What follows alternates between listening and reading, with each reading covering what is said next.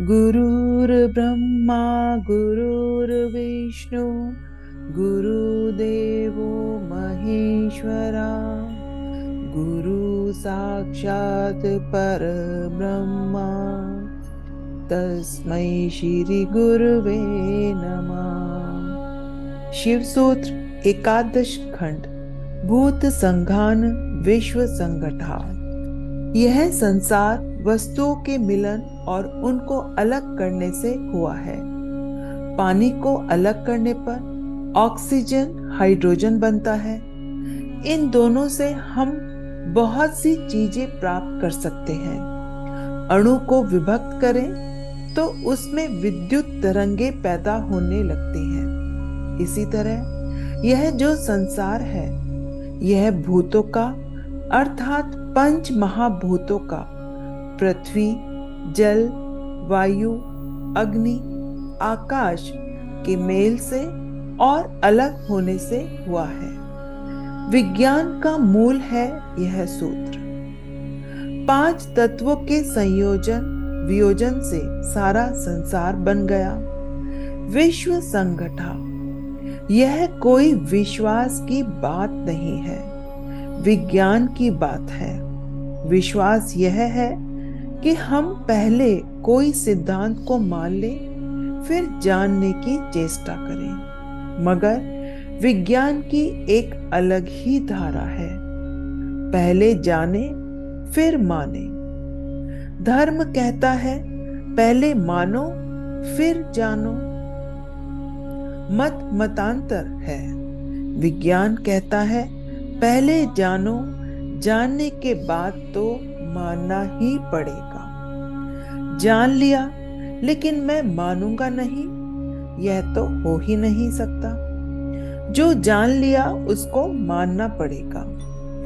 शिव सूत्र दोनों तरफ से देखने का मत है। सत्य तो यह है कि इस देश में विज्ञान और अध्यात्म कभी विरोध में थे ही नहीं।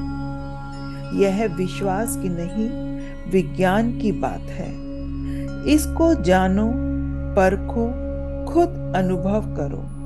जब तक अनुभव नहीं करते तब तक मानो भी नहीं। जन्म मरण का सिद्धांत भी इस संयोजन वियोजन पर आधारित है।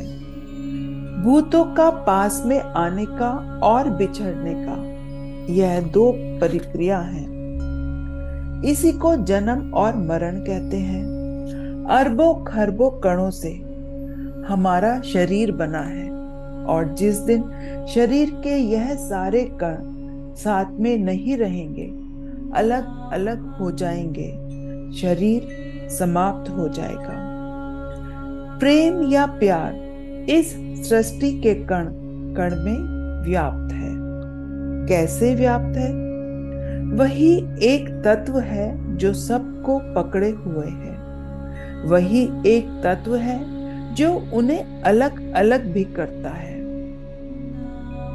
जब हम हवाई जहाज से एक समुद्र को देखते हैं तो यह नहीं लगता कि वहां लहरें उठ रही हैं। ऐसा लगता है समुद्र के किनारे किनारे लहरें बनी हुई है या सफेद सा कुछ बना हुआ है और वह स्थायी है, स्थिर है। उसमें कुछ हलचल नहीं दिखाई देती। यह भी नहीं पता चलता कि वहां तो निरंतर नई नई लहरें उठ रही हैं। लेकिन जब समुद्र के पास जाते हैं तो पता चलता है कि एक लहर नहीं, अनेकों लहरों के समूह हैं और वे बार बार उठती हैं। ये दृष्टि का धोखा ही है। इसी तरह सृष्टि को भी देखो, यह भूतों के पार्थक्य व एकत्व से बनी है। कोई करने वाला नहीं है। ऐसा नहीं कि किसी ने सृष्टि को बनाया और फिर कहीं जाकर बैठ गया। आप नदी के प्रवाह को नीचे उतरकर देखते हो तो नदी का प्रवाह दिखता है। एक और दृष्टि से देखो तो यह प्रवाह नहीं है। एक व्रत है नदी सागर, सागर का अंग है नदी, सागर का अंग है बादल, और बादल का अंग है नदी। यह सब एक व्रत है। यह स्थायी रूप से ऐसा है। एक पंखा चलते हुए देखोगे तो ऐसा लगता है पूरा चक्र चल रहा है। चक्र को चलते हुए देखोगे तो पंखुड़ियां दिखेंगी ही नहीं। इसी तरह सृष्टि को देखने का एक और ढंग है। जो भी देखते हो, यहाँ इसे किसी और ने नहीं बनाया है। यह अपने आप में लहर उठ रही है और गिर रही है। यह स्वतः होने वाली क्रिया है। जैन सिद्धांतों ने कर्म कह दिया उसको। सभी एक नियम के अनुसार चल रहे हैं। गुरु नानक देव जी ने इसे यूं बताया कि हुक्म से सब चल रहा है। हुक्म को महावीर ने कहा कर्म। यह नियति के अनुरूप चल रहा है।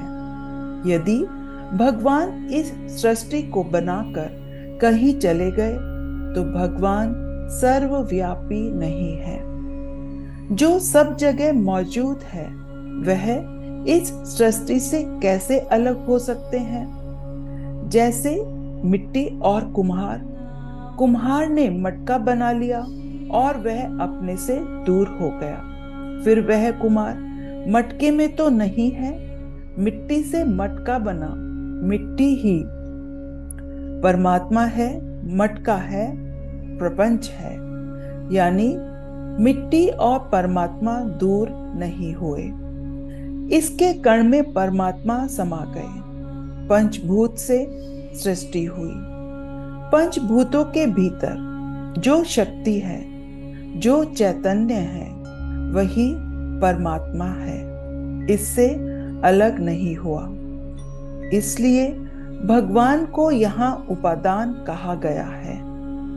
माने मिट्टी ही अपने आप मटका बन गया।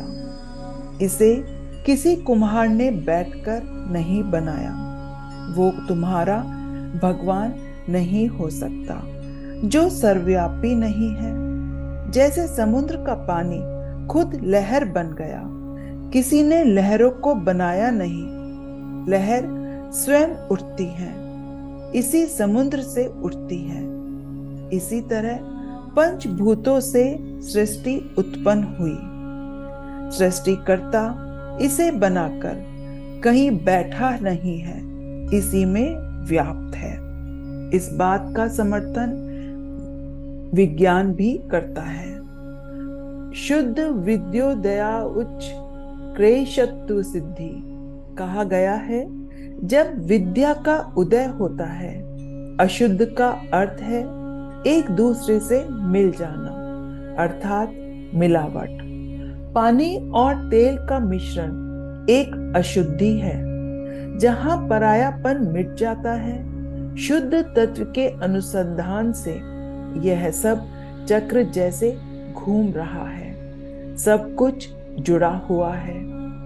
यहाँ सृष्टि में सब गोल है। सब तत्व सिद्धि है। बुद्धि शक्ति सत्व माने। बुद्धि शक्ति तीक्ष्ण होती है, बुद्धि तेज होती है। मंद बुद्धि व्यक्ति ही दुखी रहता है।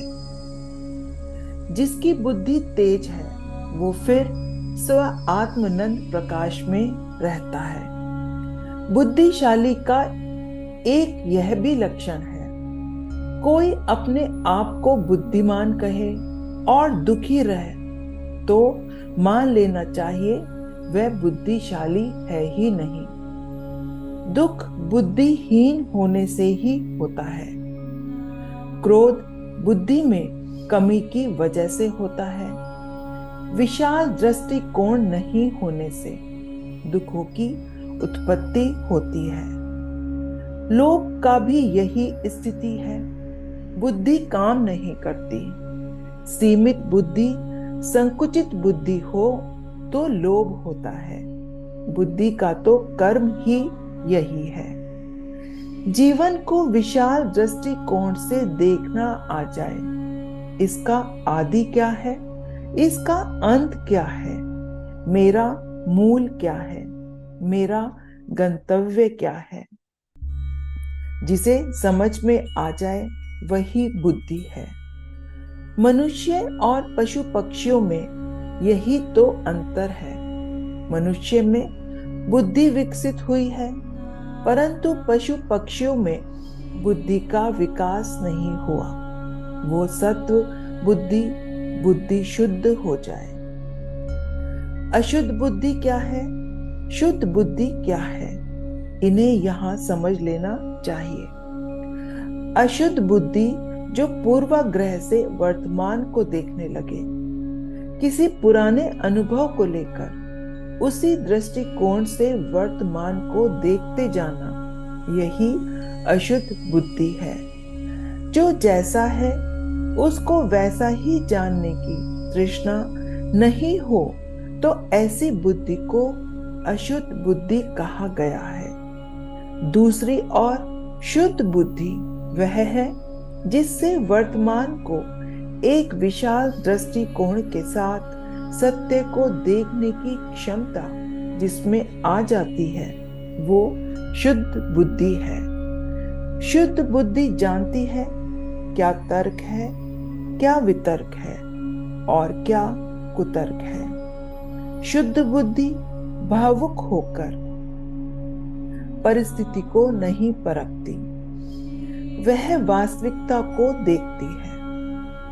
भावुक परिस्थिति में देखा गया, समझा गया विचार स्वयं के भावों का ही प्रक्षेपण करता है। तो जब वस्तु स्थिति के अनुगुण को देखकर उसके गुणों को समझ ले, तो इस प्रकार की दृष्टि को कहते हैं शुद्ध दृष्टि। शुद्ध दृष्टि भी शुद्ध बुद्धि का ही विस्तार है। ओम नमः शिवाय। मिलते हैं अगली वीडियो में द्वादश खंड में।